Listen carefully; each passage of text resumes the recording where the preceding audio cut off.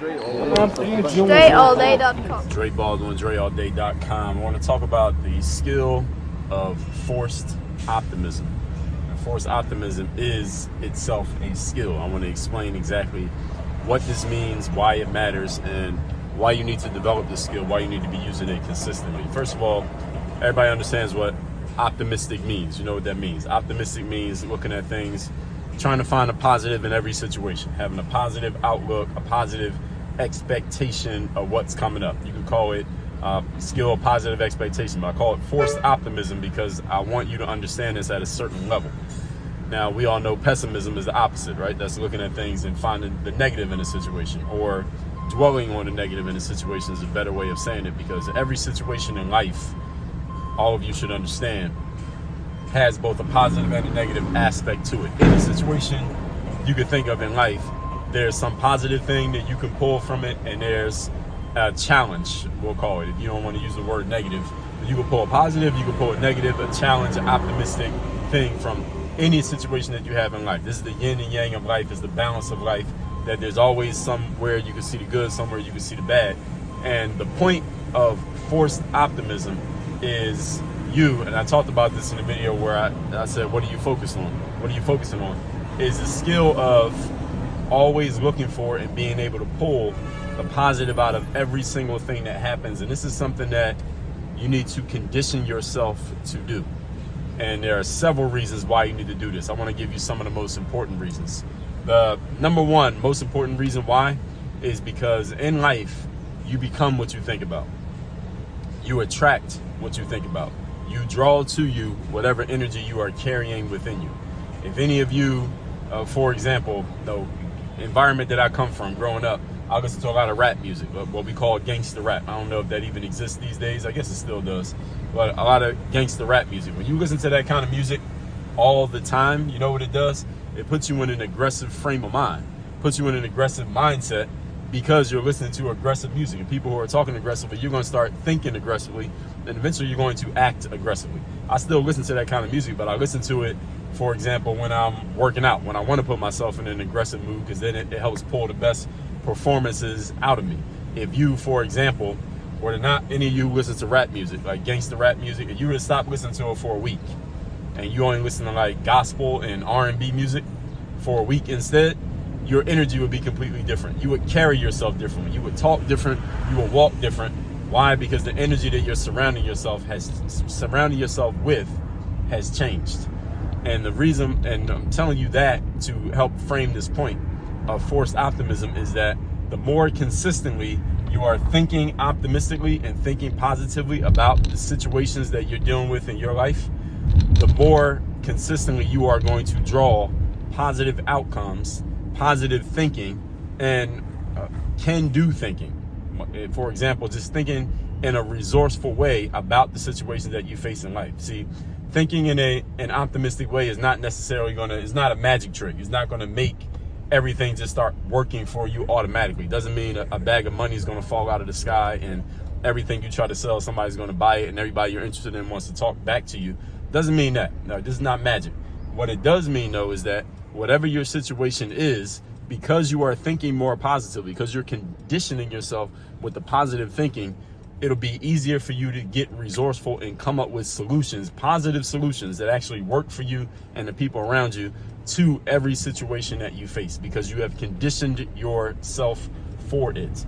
This is the very purpose of conditioning. This is the reason why any of you read my book, Work on Your Game. First chapter of that book is called Mental Conditioning. And why is that the first chapter of the book? Because it's the very first thing that everyone has to understand. I talked about this again in the video titled, What Are You Focusing On? Is the purpose of conditioning. If you played a sport, and let's say a sport like basketball, we did all kinds of conditioning drills. They call them running lines, or some of you might call them suicides, or whatever you called it, all that running. We would do that for a reason. What's the purpose of us doing all that running? Is to condition our bodies to deal with the fatigue that's going to happen in the game, the inevitable fatigue that happens. The purpose of a high level of conditioning, any kind of conditioning, is not that you completely avoid the thing that you're conditioning yourself against. It's just that it makes you better prepared to handle it, so that when it does happen, because it's inevitable, you are better able to get over it quickly and efficiently. And for example, let me give you an example. A basketball player does a bunch of conditioning drills. For example, when I played ball, one of my favorite things to do was conditioning, because I knew that I could get myself in a better shape than a lot of the players that I played against. So then when we played in the game, I would just force the action. They would become a war of attrition. I get them fatigued. They couldn't use their skills, and I could beat them. I knew I could beat them just by being in better shape than them if the skill level was close. In a basketball game, no matter how well conditioned I am, or LeBron James, or whoever who plays ball, and you run up and down that court a few times once the game starts, you're going to feel fatigue. The difference is the person who is well conditioned gets over their fatigue in about 30 seconds, maybe less than that. The person who is poorly conditioned, they might need 30 minutes or 30 days before they can run ever again, because their body's not conditioned for dealing with the inevitable fatigue that's going to happen. So forced optimism means conditioning yourself to think optimistically, so that when some situation happens that you do not want, a challenging situation in your life, something that you didn't want to happen, or something that you did want to happen doesn't happen, it's how quickly can you get over it? How long do you dwell on it? How many of you have known somebody, and maybe some of you have been this person, who you had some unfortunate circumstance happen in your life, or their life, let's talk about another person, and that person is still using that unfortunate situation as an excuse 5 years later, 3 months later, 10 years later. They're still using that same situation, this bad thing that happened to them a long time ago. They're still using it as an excuse to do nothing right now. And they ain't got nothing going on because of this thing that happened 6 months ago. Many of you have seen that. Everybody has seen it or heard about it, even if it hasn't actually been you. Excuse me. And the reason why this is a thing is because of poor mental conditioning. These are people who don't understand the concept of forced optimism. Maybe they do understand it, they haven't used it. Anybody who understands it will use it. So this is why you got to force optimism upon yourself. And this is a skill of whatever the situation is that comes up in your life, is telling yourself, all right, I am going to find the positive in this situation. And here's, again, I'll emphasize what you have to understand. Every situation in life has a positive pole, it has a negative pole. Every situation in life, there is something you can look at and say, okay, this is why this is good. And every situation that comes up, there's something you can look at it and say, okay, well, this is why this is going to be a challenge. Maybe it's not going to be as perfect as I thought it was going to be. This is just how life works out. And every human brain, you look at things objectively, logically, rationally, and dispassionately. That means being able to disconnect from your emotions, disconnect your emotions from a situation. You'll be able to notice this, and you'll start noticing it in everything that you do. But the more conditioned you are, the better you'll be able to deal with this, and the better you'll be able to use it. And when you're well conditioned, you can use it to your advantage. Just like I said, a well conditioned athlete, when I was in my game shape, I could use the fact that I was in great physical condition against my opponents. So me and this other player are playing, and our skill levels are equal. I would just put pressure on them on defense, make them work harder than they wanted to work. They would use up more of their energy, and then by the end of the game, they were so tired that they couldn't use their skill against me, and I would just beat them by being in better shape. This is the same thing that you can do with life. Because you are positively conditioned to find the positive in every situation in life, despite the fact that life is going to throw some challenges at you, it's going to throw some left hooks, it's going to throw some wrenches in your plans, because you are positively conditioned, you can beat down life the same way I would beat down a player we're playing one-on-one. Eventually they're going to get tired, and you can beat them out because you're better conditioned than they are. This is the way life works, folks. And the thing is, many of you are faced with the challenge of having to deal with the challenges of life and not having a tool for dealing with it. You may be thinking, or maybe before you heard what I'm talking about here today, maybe you've always thought, well, look, sometimes things will go your way, sometimes things won't go your way, and that's just what it is, and you just got to deal with it as it comes. That's only partially true. It is true that things are going to happen that you can't control. You can't control other people. 99% of life is outside of your control if you really think about it. But the way that you mentally respond to situations in life determines where you end up. Understand that everybody on the planet, and again, in the other video I talked about this, everybody on the planet faces setbacks, challenges, bad days, things not going in their favor, people doing things they're not supposed to do, people not doing things that they are supposed to do, unexpected calamities. Everybody on the planet deals with that, no matter how successful that person appears to be, no matter how much of a failure that person appears to be. Everybody has stuff that happens in their favor and stuff that happens against them. Everybody has this happen. The difference between the successful and the unsuccessful is how well and how quickly they can bounce back from the inevitable setbacks and get back on the horse and get back to where they want to be, in the zone that they want to be in mentally. The question for you is, what are you conditioned for? Some of you are conditioned for negativity. You've been trained with negativity. You've been conditioned by negativity because all the people around you in your life, your family, your friends, your environment, the kind of material that you're taking in, meaning the videos you watch, the stuff you listen to, all condition you for negativity, expecting bad things to happen in life.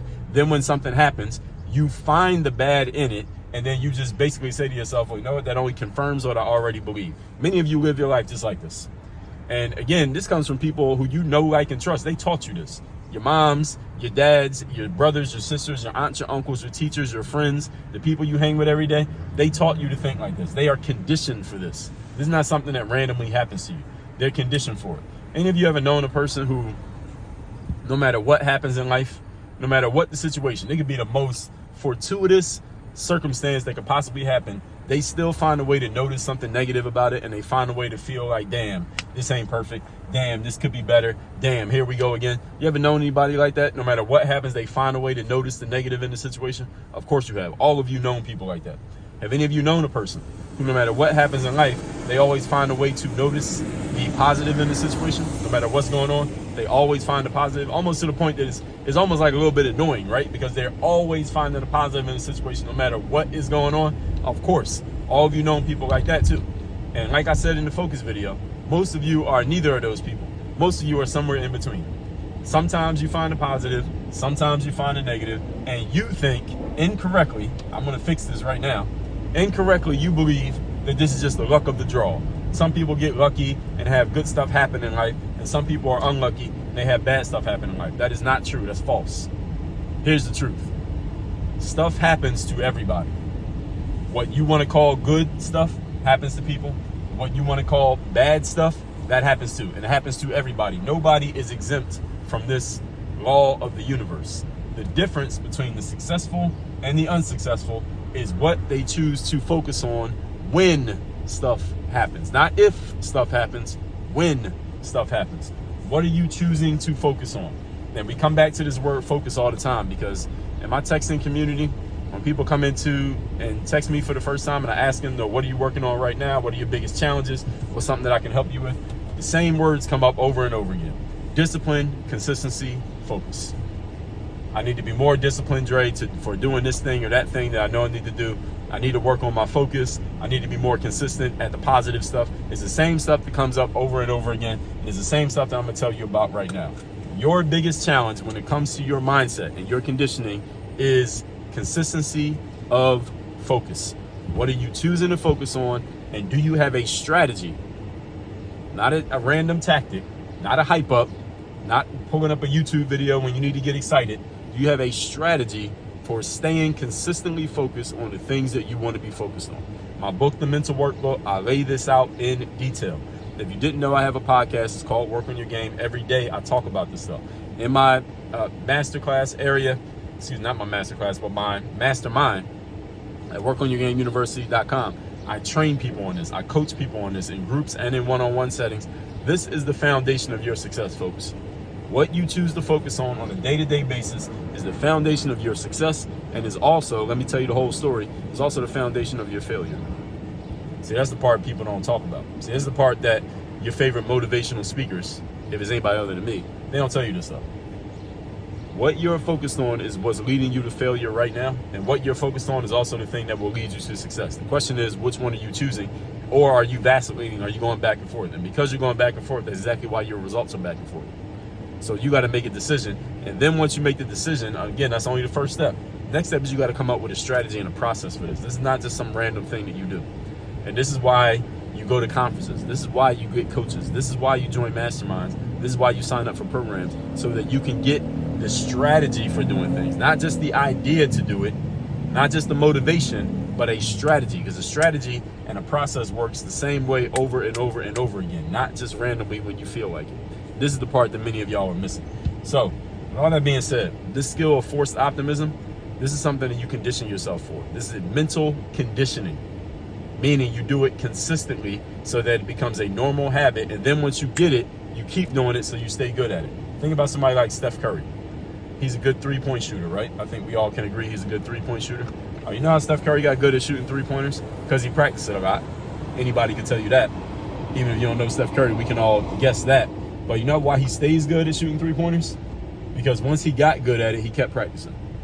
See, this is the part that, again, people don't tell you this part. Once you get good at something, you don't just say, okay, I'm good at it, I don't have to do that anymore. That's taken care of. Check that box off, let's move on to the next thing. No, you keep doing it so that you stay good at it. And this is why you need a coach. This is why you need to be in a mastermind. This is why you need to be in programs. This is why you invest in yourself, so that you can stay good at what you do. And don't think that just because you got good at something that you can just do it all by yourself. If that's the case, why does Steph Curry have a shooting coach?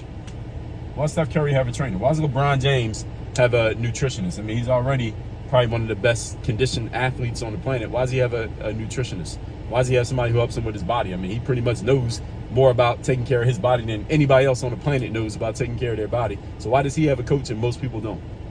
Why does Beyonce or Taylor Swift or Rihanna or Justin Timberlake have a voice coach when they can sing better than everybody already? Why does your favorite entrepreneur, whoever it is, why do they have business coaches? I mean, they already know what they're doing. Clearly, I mean, look at their results, we can see that. Why do they still have coaches anyway? This could be a whole different topic that I can talk about here. But this, I'm trying to emphasize to y'all, and I've been emphasizing this to people for years. This is not a new subject. For years, I've been talking about this.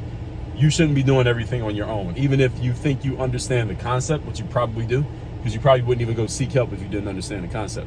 But you need to go get a second set of eyes, another brain, at least one other brain, that can help you see what you can't see, so you can focus on what you do best, which is probably not this. It's something else, but this will help you do what you do best. It's a supporting piece, it's an ancillary skill. Anyway, man, I can only tell you but so much. At some point, you got to pick this up. You got to pick up what I'm putting down. You got to take it with you. And some of you are going to do that, some of you won't. But all I can do is plant the seed, and you got to do the rest. All that being said, text me, get my daily motivation. My number is 305-384-6894. It is down below in the description. WorkOnYourGameUniversity.com. That's the only place you can go if you want to work with me directly, one-on-one, or in my group coaching program. We work on mindset first, on what I've been talking about here, strategy second, accountability third, execution fourth. In that order, that is at WorkOnYourGameUniversity.com. Work on your game. Dre all day.